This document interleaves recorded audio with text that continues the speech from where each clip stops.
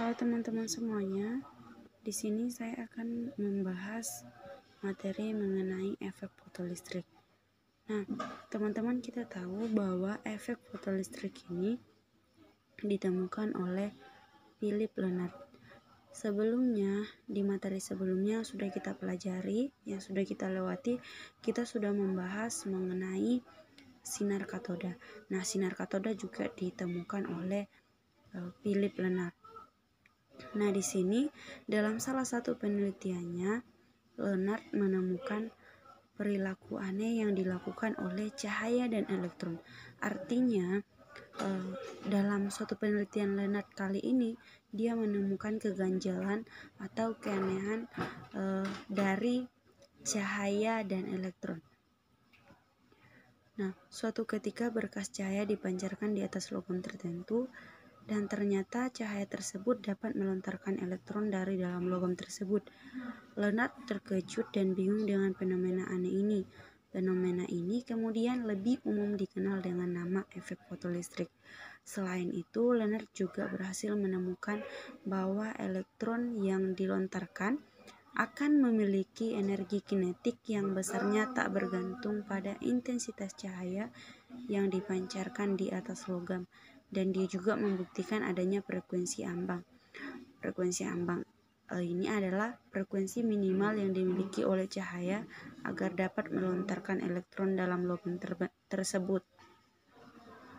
Artinya apa sih yang dijelaskan Philip Lenard ini mengenai efek fotolistrik ini? Nah, efek fotolistrik ini merupakan peristiwa di mana suatu berkas cahaya dapat melontarkan elektron dari dalam logam. Kemudian elektron yang dilontarkan akan memiliki energi kinetik yang besarnya tidak bergantung pada intensitas cahaya yang dipancarkan di atas logam, dan juga membuktikan adanya frekuensi ambang. Nah, apa sih yang dimaksud dengan frekuensi ambang ini?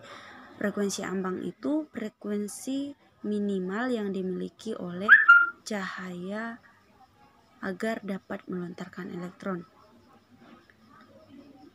Nah, ada syarat atau ketentuan terjadinya efek fotolistrik itu.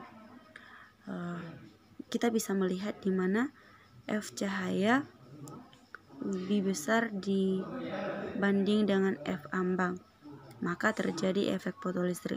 Nah, demikian juga sebaliknya, jika F cahayanya lebih kecil dari F ambang, maka tidak terjadi efek fotolistrik. Nah, dari penjelasan mengenai efek fotolistrik tadi, kita juga bisa melihat gambar dari efek fotolistrik itu. Nah, teman-teman, di sini kita bisa melihat gambar dari efek fotolistrik itu, di mana ada foton datang, kemudian dilontarkan pada permukaan logam, dan di sini ada elektron yang terlepas. Nah, kira-kira seperti ini gambar dari terjadinya efek fotolistrik.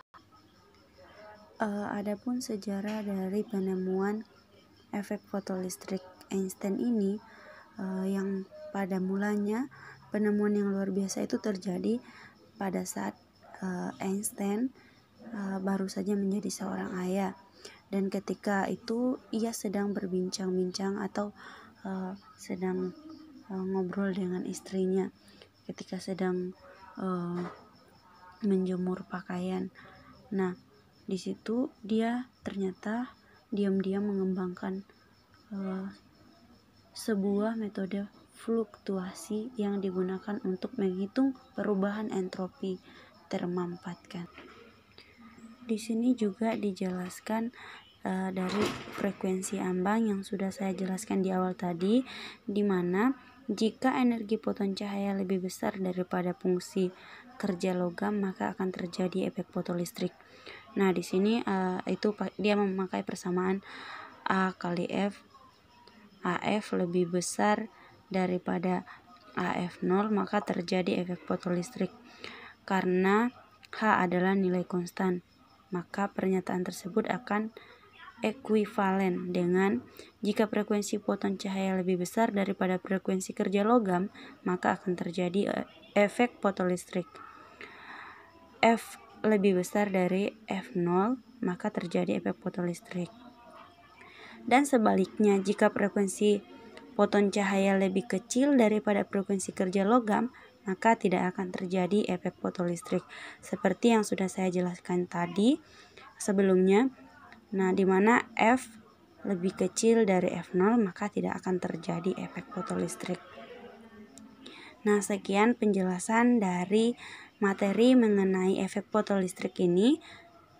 Semoga bermanfaat.